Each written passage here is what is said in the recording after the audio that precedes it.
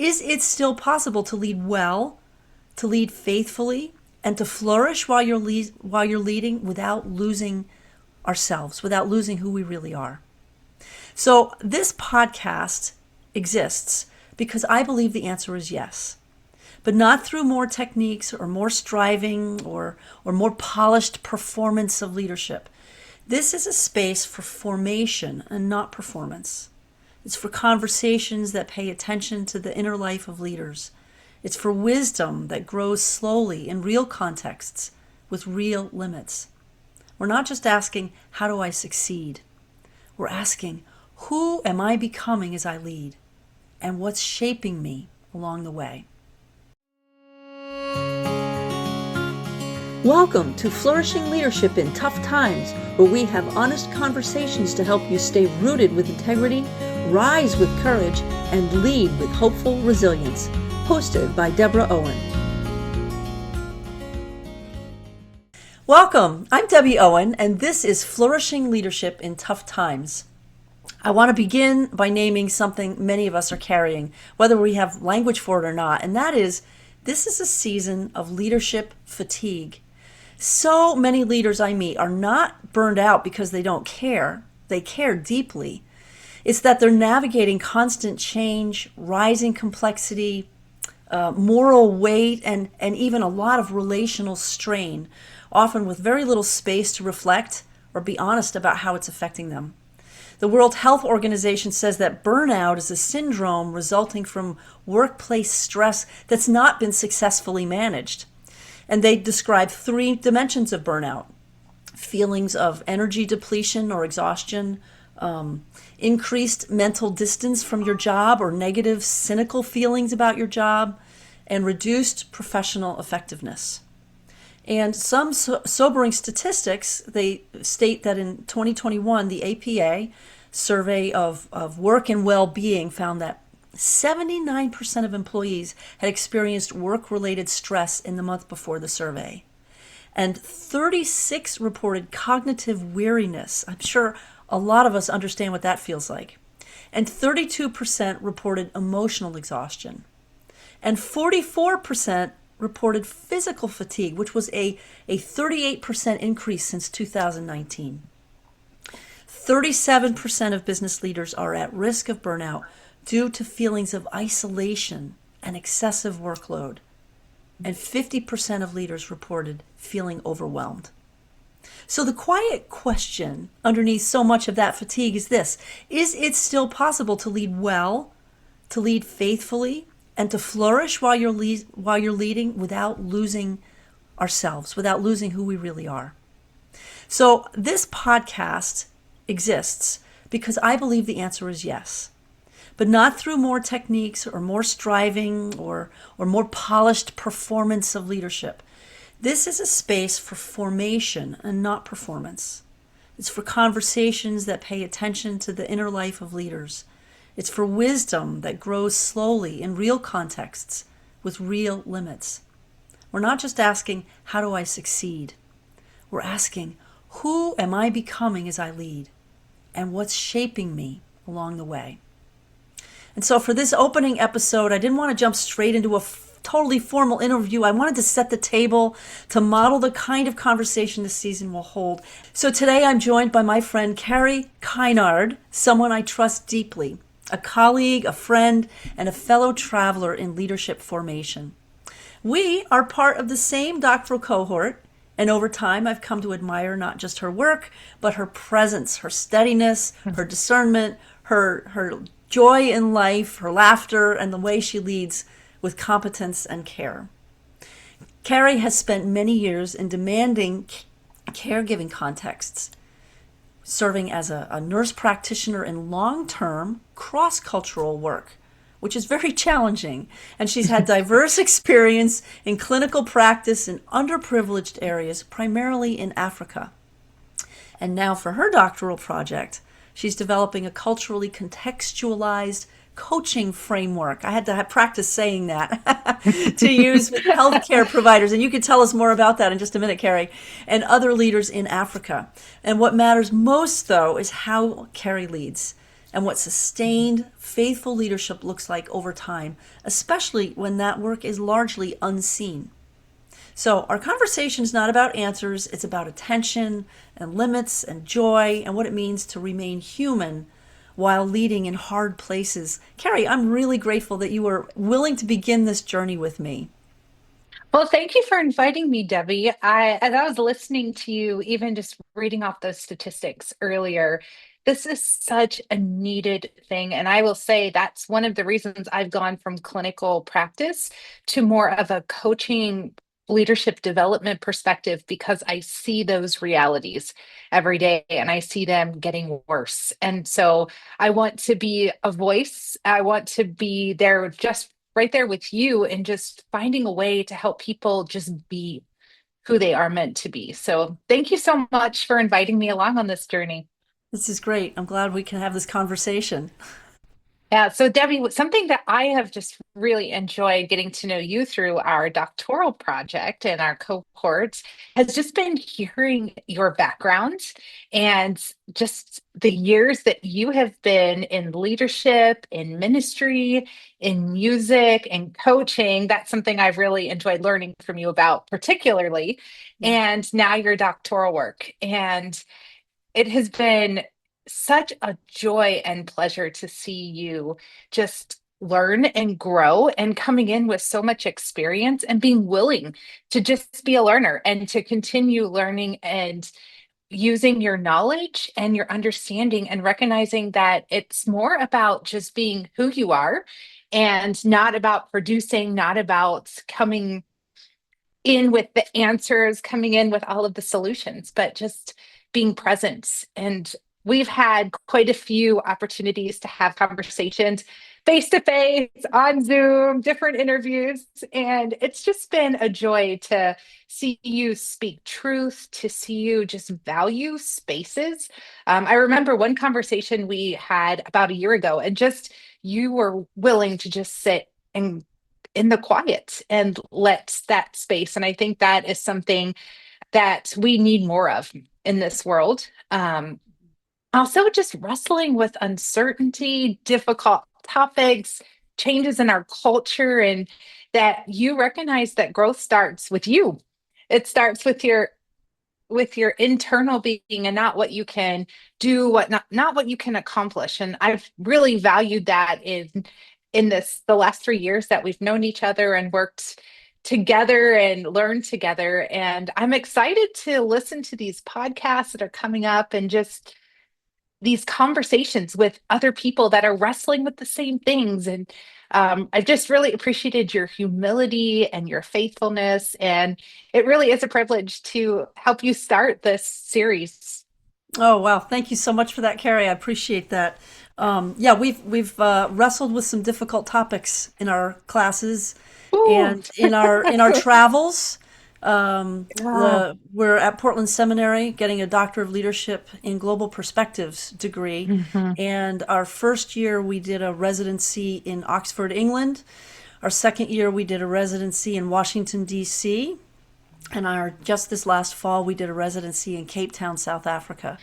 And Mhm. so each of those locations provided us, you and I, but also the whole cohort, to really wrestle with some challenging topics in terms of Yeah. leadership and our place in the world. And I think that a lot of it is, as we were writing our papers this last semester and bringing things together, I think we really decided that it is about who we are becoming and not so much what we're doing, that Mhm. producing piece of it.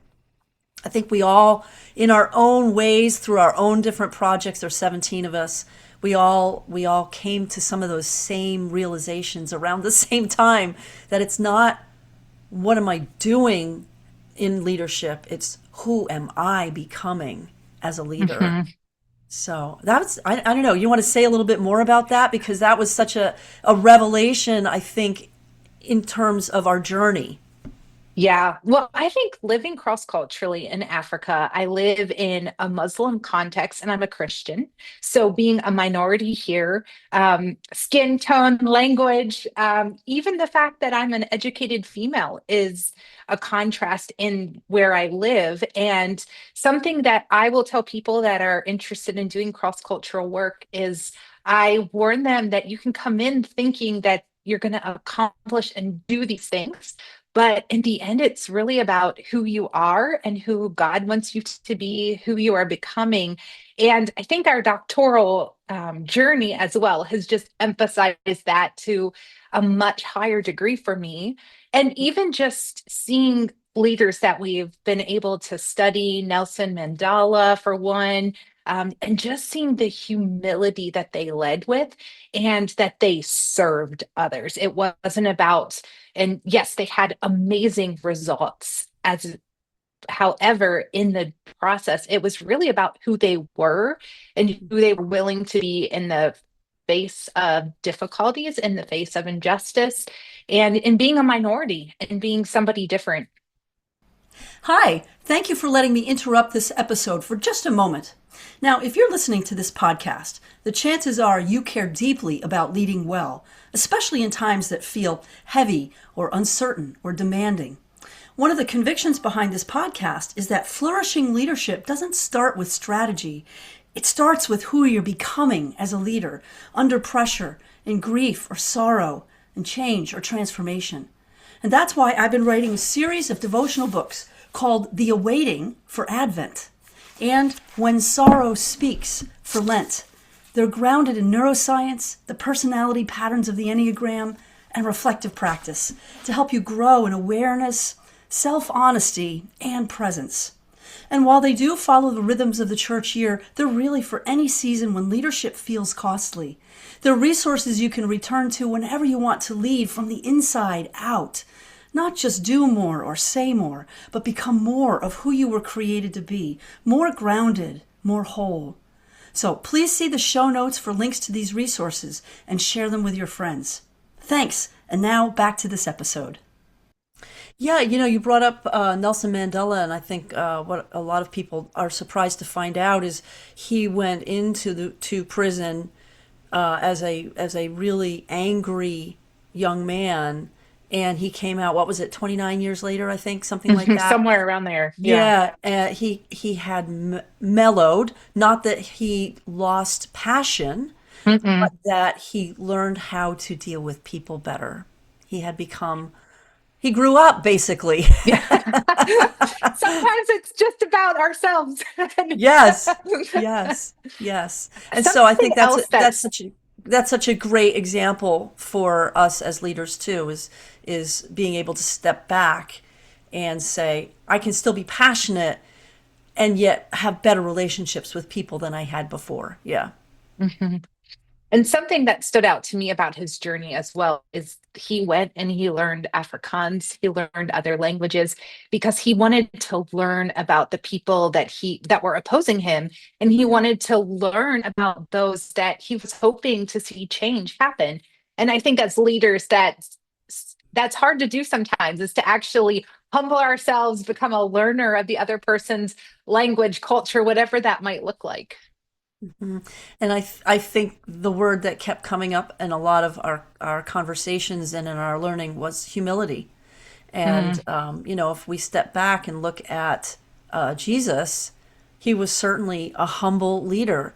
yeah. Not that he wasn't passionate, because he was, but he demonstrated how to take that passion and integrate it with a gentle humility and that honors all people, especially the people Mm, on the edges of the society that he was in. yeah. Yeah, it starts with recognizing our own humanness. Yeah. Yeah, for sure. For sure.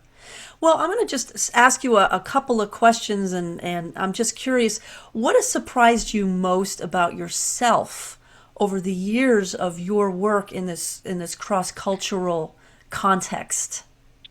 Well, I think something that is like maybe a global takeaway is that I am the same person I was 10 years ago. I'm the same person I was 20 years ago. I'm still who I was as a kid, but that has just grown and transformed. And so the internal parts of me have remained the same. But as I've been growing and building that, that has changed what that looks like on the outside. And I think just recognizing that even from a kid, I've just had a heart to learn about people that are different from me and how Mhm. God is using that in different ways now, working with leaders from across the world and learning that. So I think that's what has maybe surprised me is that this is actually something internal in since the very beginning of my life is something that God has used and developed. Learning the desire to learn about people who are different from you. Wow. Mhm. Wouldn't that be amazing if more leaders were like that? Oh, uh, Yeah, yeah, that's great. And I know that a lot of the work that you've done has been kind of under the radar. And yes. so as a leader, what does it look like when your leadership is mostly unseen and let's face it, uncelebrated? There are plenty of leaders. I mean, and these are leaders who don't necessarily have a title. It could be the person at the coffee shop that you see every single week, Mhm. the barista who is serving you, and she is a leader in her own way because of how she cares about people. And that's unseen and uncelebrated, right? So from your perspective, what does leadership look like when it's mostly unseen and uncelebrated? Well, I think sometimes it can feel very lonely Yeah. because you're investing and you're wanting to see people succeed. You're wanting to do your best at what you're doing. And it can sometimes feel lonely. But it can also be very rewarding because as you lead and you realize that maybe I'm not getting the spotlight, maybe I'm not being broadcast on the news, but it's not about that. It's about the individual lives, the guy across the street selling tomatoes. It's about recognizing who people are. And so I think it's really just being authentic and vulnerable and finding the joy in those little things and not looking for the achievement, not looking for the spotlight, which is hard. I find it ironic that God has called me to this kind of work because I'm someone, you give me a crowd of 1,000 people and I'm in my glory. I love public speaking. I love being in the spotlight. And so, ironically, I think He has called me to a life where he is asking me, are you willing to die to yourself? Are you willing to trust me? And are you willing to let others be seen and not yourself? And it's hard. It's I still fight against that every day. are you an Enneagram 3 probably? I'm actually a 7. You're a 7. Okay. So 7, 3, we understand each Yeah, other. we do. Yeah. Forward thinkers, future thinkers, like always heading to what that next adventure is. Yeah. Yeah. And the more people that you can talk to about it, the better, right? Yes. Yeah, yeah. So that can be hard. That can be hard. Yeah. Well, let me ask you also, how has being a healthcare provider Mhm. shaped how you understand leadership and care for people? Well, I have always loved the human body, and healthcare was a passion of mine as a teenager, looking at what I wanted to do as my profession. But now I feel like I have learned that we see people come in, they have lots of problems here in Africa. They are so resilient. Just I see people push through pain and challenges, and they'll come and you see the pain that they are in physically. But the more you talk with them, you realize almost more prominent is that emotional or the spiritual challenges and pain. And I have just learned that our bodies are so holistic. And yes, there are times where we need to really focus on physical problems, but those physical problems also affect so many other aspects of our life and our health. And that's actually one of the reasons I went into our doctoral program, is because I just saw the value of seeing the whole person and being able to just touch them, to bless them in more of a holistic way. Sometimes it means focusing more on the parents than on the child that's sick. Sometimes it means just sitting and listening and having reassurance of a son who isn't ready to lose his mom of breast cancer. And Mm. so I think as a nurse practitioner, I have just seen that, yes, we need medicine, we need treatments. And I am glad that we are in an era where we can find preventative ways and we can treat disease. But more importantly, is also looking at the whole person, because the social situation that you live in affects your health. And that anxiety that's internal, sometimes that's what's causing some of the physical symptoms. And so that has really helped me have more of a holistic perspective of who we are and who we are created to Yeah, be. I love that.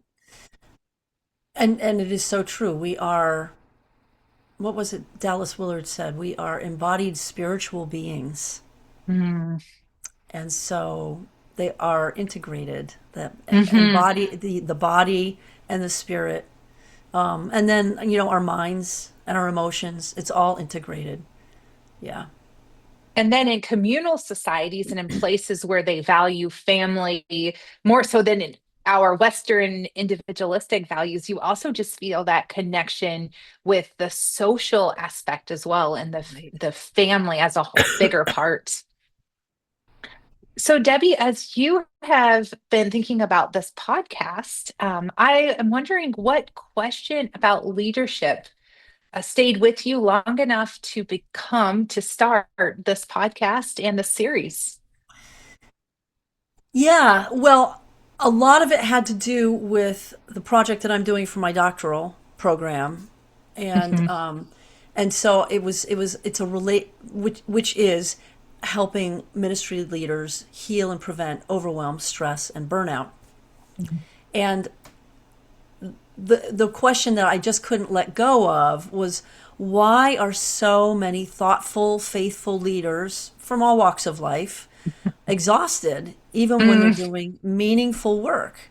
And over and over I've met leaders who were competent and committed and deeply values driven, and yet it was clear that they felt fragmented. And yet they weren't failing, they were just overextended in ways they didn't know how to name. So mhm, I began to wonder whether our models of leadership were asking too much of people's, well, their nervous systems, as well as their relationships and their inner lives, and without giving them the tools for formation or repair. And mm, so this podcast grew out of that curiosity, not as a solution per se, but as a place to ask better questions. We can ask questions about identity, personal and professional limits, about joy, what gives us joy, where does joy come from, and what actually sustains leadership over time, even in mm. tough times. Yeah, that's amazing. As I was listening to you, I just thought of so many leaders came to mind, and some of the best leaders, and yet it's because they don't know how to name those things that are pulling away from their work, and they don't know what to do with it. Yeah, yeah. And what has your doctoral work, as you've been working on this, how has that changed you? Not just intellectually and academically, but also personally. Yeah. Well, it's funny because my work didn't end up the way I thought it would when I began. Yeah, So, that's no, life. that's life. That's right. We have to be open to the movement of the spirit. And our degree isn't a PhD, it's a DLD, a Doctor of Leadership in Global Perspectives. And it's a project based degree, it's not what they call an academic degree. So I went into it expecting to do a project about discipleship, because being discipled one on one a few years ago was literally life changing for me. And I wanted to be Mm, able to share that with more people. It set me on a whole new trajectory in my life, and it helped me grow in my relationship with God, and in patience with myself and others. But as I just described, the focus groups with whom I met explained the core problem from their perspective. They were stressed and overwhelmed and burned out. So in their minds, when I talked about discipleship, all they could think about was, I don't have time to add another program to my full plate. And it became clear to me that they didn't understand that discipleship is a lifestyle. It's about Mm, relationships. It's not a program. It's a culture. mm, And so I was trying to figure out, well, what do I do about that? So I prayerfully discerned that this was what God was calling to me right now, and that it was to help and heal overwhelm, stress, and burnout. So I'd say that as a result of the research and all the explorations of my project, even discerning what the focus of the project would be, I've had kind of a deepening of patience with myself and with others. And so that's one of the key things that I've learned. And one of the questions I started out with, which is really important, is what does it mean to flourish?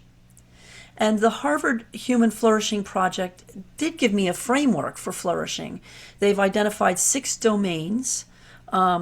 One is happiness and life satisfaction. One mm, is, excuse me, mental and physical health. Another one is meaning and purpose. Another is character and virtue. And another is what you were talking about before, which is those close social relationships. And then they added a sixth one afterward, which is financial and material stability. So mm, we need to be doing at least reasonably well in all 6 in order to feel like we're flourishing. And I am sure that when people listen to each of the interviews that are coming up, they will be able to recognize which of those 6 domains are especially important to each guest. mhm, And then by extension to each listener as well. But the doctoral program hasn't just given me language or frameworks. It's also slowed me down. It's helped me see that how formation actually happens. And that is incrementally, relationally, and often beneath the surface. Because mhm, after all, as again Dallas Willard said, we're always being spiritually formed and relationally formed. And so I look at it as we get to choose, how do I want to be formed? Which mhm, influences will help me move to become the best version of myself? And which will be stumbling blocks? mm, And so as I've explored those questions, I've become more aware of my own stress responses, my own tendencies toward urgency, and even the subtle ways that I and other leaders can confuse faithfulness with overfunctioning, which is always a mm, danger. We don't want to overfunction and say, "Oh, I'm being faithful," right? Because God wants us to rest first and foremost. And personally, I'd say it's made me more committed to practices that really keep me rooted in Christ. And mm, so the other thing that happened was the degree program helped me focus on what I call the 3 C's. And that is being courageous and confident and still connected. And the words that we had in class, which I felt were negative but are important, are being non anxious and differentiated. And that was why I said, I want to flip them and become positive. So that was why it was courageous, confident, and connected. So mm. I guess in many ways, this project has helped me lead with some less defensiveness and more trust. And what are you hoping that people feel when they listen to the show and they walk away from an episode? You said it already, and that is, I hope people feel less alone. You know, I hope they feel seen, not Mm, as leaders who need fixing, but as mhm, human beings carrying responsibility in complicated times. And I hope the conversations have a sense of spaciousness, permission to breathe, to reflect, to remember what matters most. And I hope listeners leave not with a checklist per se or a list of to dos, but with a deeper sense of grounding, curiosity, and most importantly, hope. mhm. Hope that flourishing is possible, even here and even now. So if they come away feeling a little steadier and kinder toward themselves and others and more connected to their own inner life, I'll consider that a success. Mm. I have the word hope here in my office as a reminder because I think sometimes as leaders, we lose hope. And Mhm. we know as Christians, without hope, we never are without hope because of Christ. But I think Right. it's what our world needs is to be able to have that hope in spite of the challenges. Right, right, absolutely. And I'm not interview my network tends toward the Christian persuasion, but I've interviewed people already who are not Christians as well because I think that's really important. Not everyone has the hope that we have. So what can I offer for people Hmm. who don't categorize themselves as Christians? And I think Yeah. that that's important too. So, and what was interesting is one of the women who is not Christian, she still was referring to Jesus in the interview. So I thought that was fascinating to me as well. But I think that there will be a lot of little nuggets that people will be able to get Hmm. from these interviews. And so, Hmm. Kari, I wanted to ask you, when you think about flourishing, what seems unrealistic or inappropriate, or what keeps you grounded? How do you flourish? Mm. Well, I had something happen several years ago. I live in the desert. I live in the Sahara, and we don't get very much rain, maybe twice, three times a year. And Wow. usually it's just like 20 minutes at a time. And so we just don't see a lot of rain. And I do not have a green thumb, but I was trying to raise basil. Um, it was not super successful, but I had a plant that did really well, flourished, and I let it accidentally seed. And then I had some goats get in my courtyard, and that's a whole nother story. But my basil was no more. And so I'm like, I'm giving up on the basil. What I didn't realize is the seed pods had dried and had fallen to the sandy ground. And about 9 months later, we got a rain, and that area of my yard was watered for the first time in 9 months. And that whole section sprouted into a basil garden.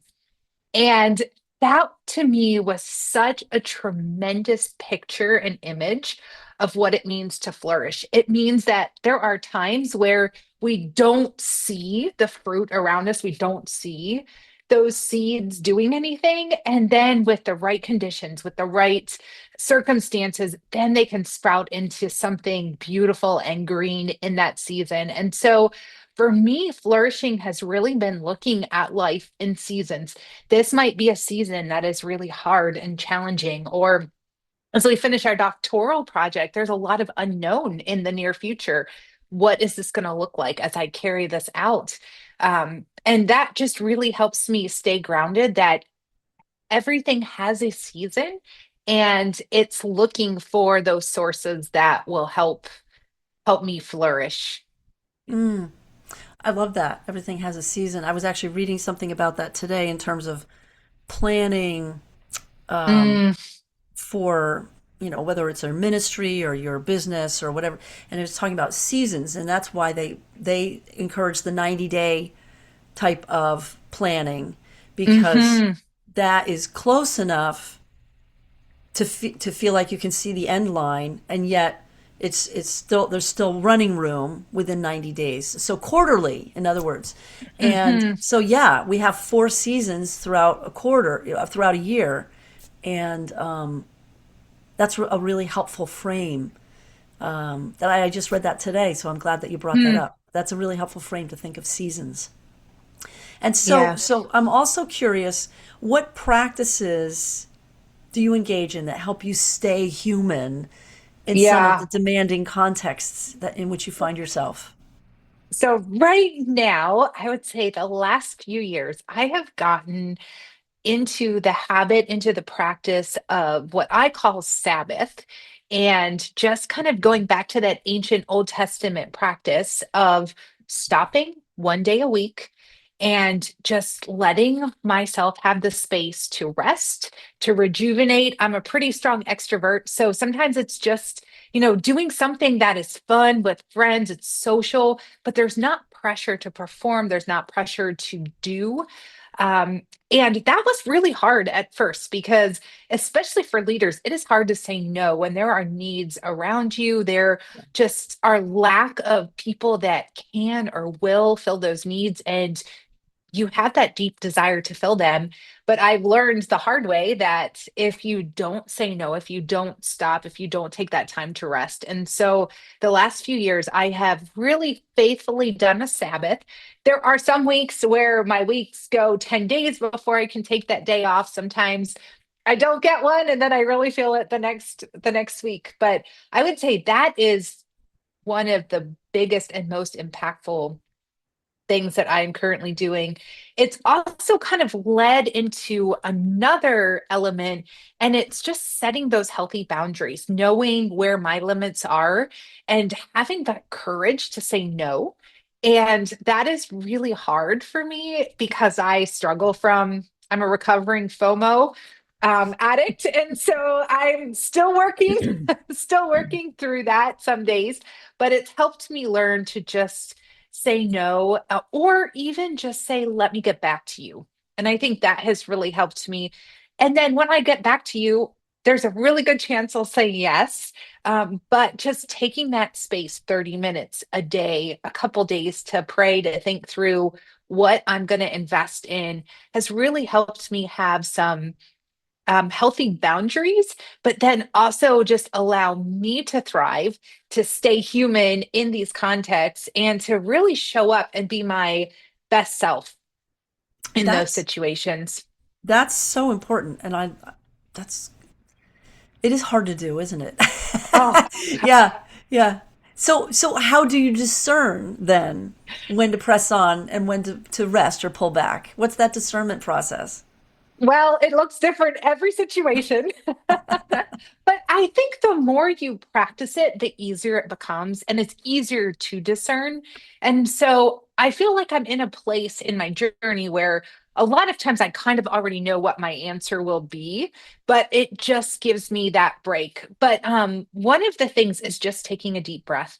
And when I worked in clinical practice and in just a part of the neighborhood where we got requests daily, and some of them were so important, some of them were so urgent, and yet in the urgent, sometimes we just need to take a step back and to take a breath, to do a quick prayer, for grounding, for clarity, for peace. And so sometimes it's just breathing and a quick prayer, quick time of prayer, being able to then make that decision. Other times it's just saying, hey, let me get back to you.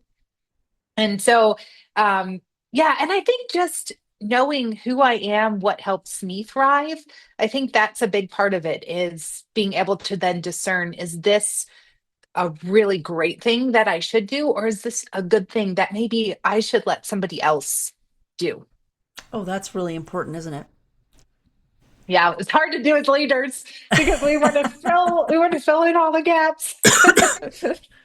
But that comes down to choosing between two good things, Yeah. and that's not easy. Mm-mm. I don't think it was meant to be easy, but it's yeah. Yeah. Yeah.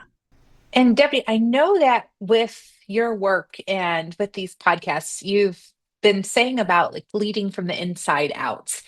And for you, what does that look like in real life? Well, from the inside out is kind of my tagline at this point. It's Mm, a book that I'm coming up with, and I've been writing for a couple of years actually, and hopefully we'll be launching soonish. And it means who I am becoming, and that matters as much as what I'm producing, as what we were talking about mhm, earlier. And that's especially important, and I alluded to this also. It's especially important for someone like me who scores high three in the neuro-based Enneagram, because I do all the things, and I don't have to do all the things. And learning to, I just was my husband was talking to me about that last night, in fact, and so paying attention to, as you said, when is the right time to do something and when is the not right time to do something. Let somebody else do it, mhm, perhaps. So mhm, in real life, that looks like paying attention to my inner signals, my stress, my reactivity, my sense of clarity or confusion before I act. I love how you talk about taking a pause. I think that's really important. Hmm. And part of that pause then would be noticing when I'm moving out of anxiety or urgency rather than conviction or just that sense of peace that the Holy Spirit will give when we're following what we're being invited to do. Hmm. So then how does that inner life impact and exhibit externally in my relationships with others? Well, practically it shows up in the small choices, like slowing a conversation down instead of pushing ahead, always choosing honesty over polish, Hmm. setting boundaries, as you said, even though that's hard for me as well. And it also means letting my leadership be shaped by prayer and reflection and relationships, not just strategy. And I'm learning that sustainable leadership flows from alignment it's inside, not pressure from the outside. Hmm. So I think that's what's really important. It's that inner life and how that then affects what I do externally. Hmm. You mentioned earlier that you're someone that does all the things, and I can relate to that as well. So, in doing all of the things, what have you learned about overwhelm and stress and burnouts?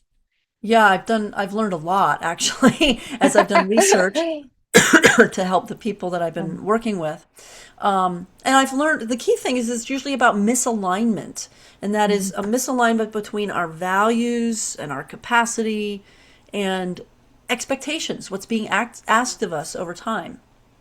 And it's when we let the cycle of works be our guide instead of the cycle of grace. That's something that I learned from Trevor Hudson. It's a really Mhm. valuable frame for am I working from the cycle of works or am I working from the cycle of grace? So, and in the cycle of works, I've learned that overwhelm is usually a signal. It doesn't have to be a flaw. It's information from our bodies and our nervous systems telling us that something needs attention. And Mhm. personally, I've had to learn that I can't, I guess, out discipline stress or out spiritualize exhaustion. And rest and limits and support aren't optional add ons, they are critical elements of faithful leadership. And I Mhm. guess I've also seen again and again that when leaders don't have space to process their inner lives, whether that's with a spiritual director or a coach or a mentor or just a friend or two or a small Yeah. group, if you don't have time to process what's going on, that stress leaks out sideways into relationships and decision making and our health. And one of the things I've talked to people about is the neurobiological aspects of stress, Mm. overwhelm, and burnout, and how that's so unhealthy for us in so many ways. So, burnout prevention isn't necessarily about doing less, it's about, I guess, living more honestly, but key with more integrity. Mhm. By that, I mean your external actions and words are in alignment, they're integrated with your beliefs and values. Mhm. That's really important. That holistic perspective. Yeah, yeah, Mhm. for sure. Here, we're at the beginning of 2026. Um, what kind of leadership do you think is most needed now in our world? I could go on about that. I'm sure we could both go on about that for a long Oh, time. for sure. I'll try to keep it simple though. Um, like I said earlier, that non anxious, differentiated, kind of grounded leadership, those three C's of being courageous, being confident, and also being connected. How can Mm. you be connected and still be differentiated? That's not easy. It takes practice. You don't want to get stuck in relational triangles. Mhm. But so leaders who can still stay present in this shifting complexity that we're dealing with without collapsing into either control or withdrawal. You don't want to do either one of those things. That's really important. And we don't need louder or faster leaders. We need leaders who can tolerate uncertainty, who can listen well, who can hold tension. That's really important without rushing to simplistic answers. Those are things that I struggle with, to be honest. Hmm. I'm learning. I'm constantly learning how to do those things better. And I also think that we need leaders who are willing to be human and authentic, as you were saying earlier, to acknowledge limits, admit with humility when they don't know something, and model repair rather than perfection. We're never going to be perfect. We can't get Hmm. upset when we make mistakes. It's, again, it's information. We're learning. And so, how does that shift how I show up in the future? Hmm. And I would also say that in a fragmented world, leadership that's integrated emotionally and spiritually and relationally, that becomes the stabilizing force. That doesn't grab attention, but it does create trust, and trust is what makes flourishing possible. Mm. Yeah. So I'm wondering, your turn. Do you have any Okay. stories? Do you have any stories that have quietly shaped how you lead? Oh, so many, but trying to think. So I think the one that comes to mind that for me was most impactful as a leader, I was running the clinic where I worked for over a decade. I was the director there for 3 years. And as I stepped into that position as the director, I realized that the staff in this environment, they lived in the neighborhood and they were used to the leaders making all of the decisions and really defaulting to the leaders. And so when I stepped into that position, I really wanted to see them use their giftings as well. And I remember people telling me, well, they're just used to being led. They're from a poor area. They're not as educated, and maybe they just don't have the capacity to make those decisions. But I saw them just give their hearts and saw them just really could see the potential that they had, but they hadn't been given the chance to really thrive.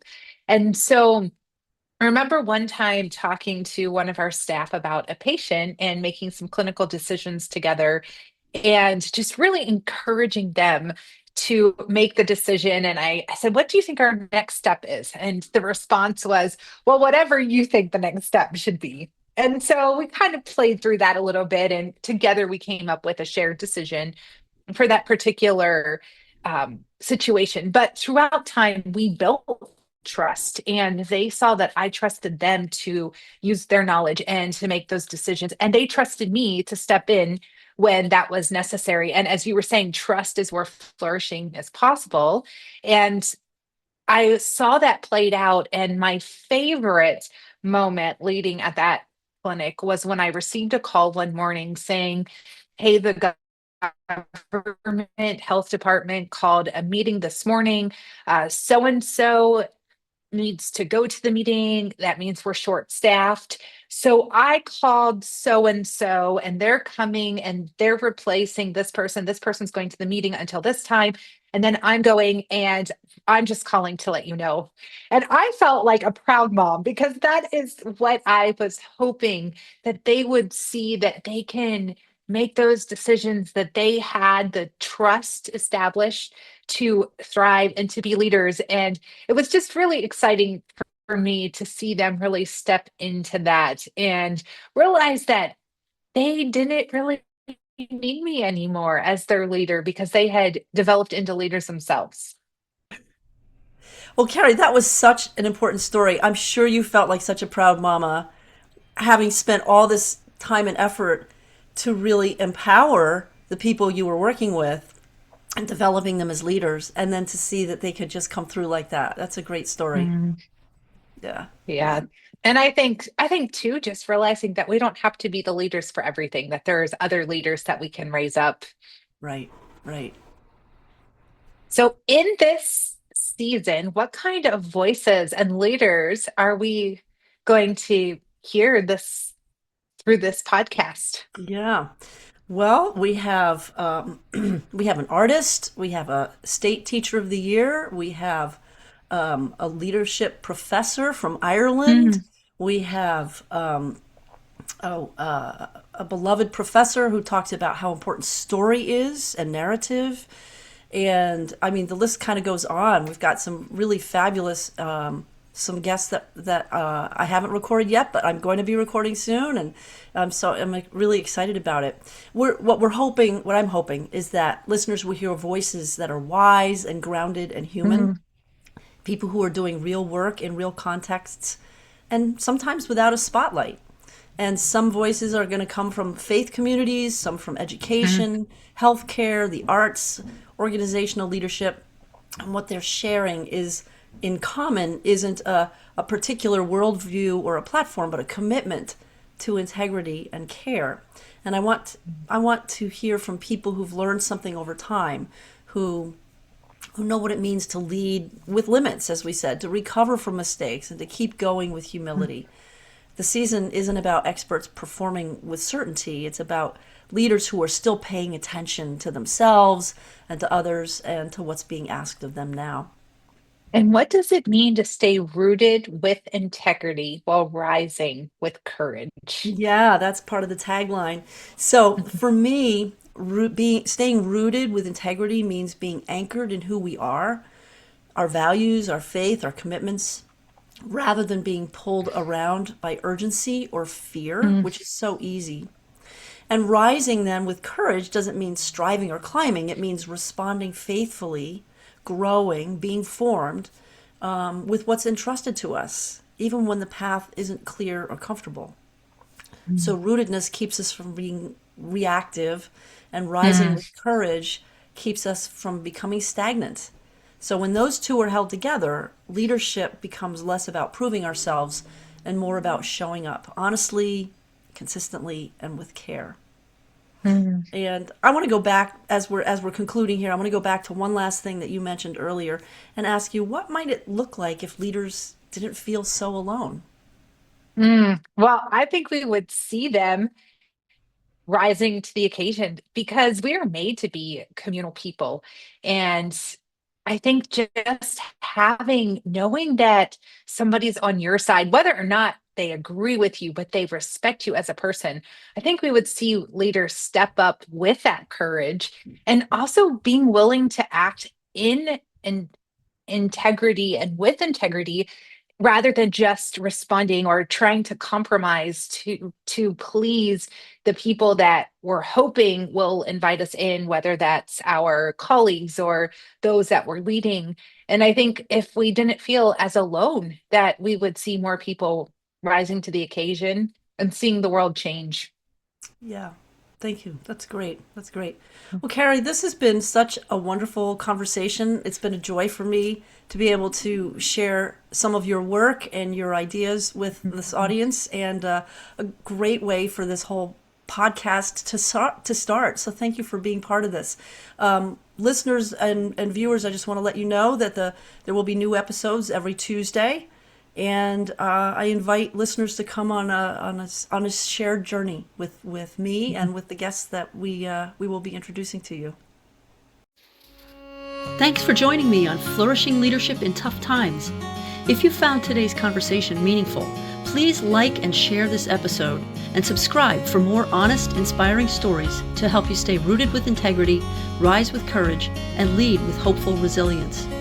If you have thoughts or questions, or you're interested in finding out about coaching, spiritual direction, or retreat leadership, I'd love to hear from you. Please reach out through Substack or find my website at insideoutministries.info. I'm Deborah Owen, and I'll see you next time.